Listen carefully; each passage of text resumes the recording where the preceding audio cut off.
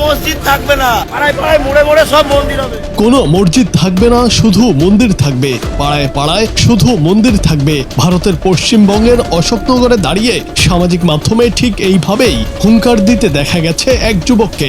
সম্প্রতি বিজেপির রাজনৈতিক সাফল্যের পর কট্টরপন্থী মনোভাবের এই ভিডিওটি এখন নেট দুনিয়ায় তীব্র আলোড়ন সৃষ্টি করেছে।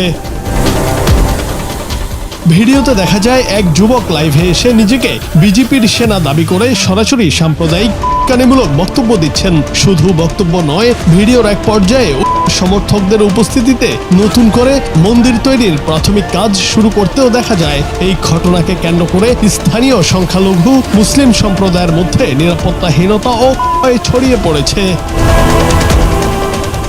ঘটনার প্রেক্ষাপট বিশ্লেষণ করলে দেখা যায়, নির্বাচনের ফলাফল ঘোষণার পর ভারতের বিভিন্ন প্রান্তে হিন্দুত্ববাদী সংগঠনগুলোর মধ্যে ব্যাপক উন্মাদনা দেখা দেয়। তবে অশোকনগরের এই ঘটনাটি সাধারণ বিজয় উদযাপনকে ছাপিয়ে গিয়ে চরম অগ্রাসনে রূপ নিয়েছে। ভাইরাল ওই ভিডিওতে যুবকটি অত্যন্ত আক্রমণাত্মক ভঙ্গিতে ঘোষণা করেন যে হিন্দু শক্তির জয় হয়েছে এবং এখন থেকে প্রতিটি এলাকায় শুধু হিন্দুদের আধিপত্য থাকবে। সরাসরি মসজিদ উচ্ছেদের এই হুমকি ভারতের গণতান্ত্রিক ও ধর্মনিরপেক্ষ কাঠামোর উপর বড় ধরনের আঘাত বলে মনে করছেন দেশটির সচেতন নাগরিক সমাজ ও মানবাধিকার কর্মীরা।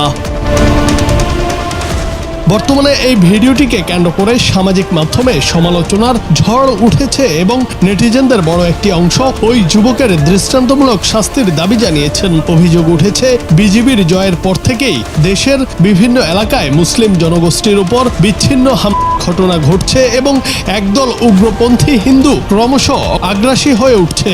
অশোকনগরের এই প্রকাশ্য ঘোষণা সেই ভীতিকর পরিস্থিতিরই একটি প্রতিফলন।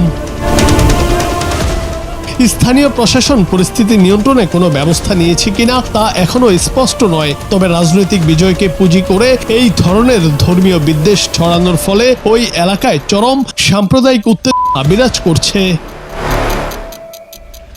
জুনায়েদ আহমেদ, বাংলা টিভি।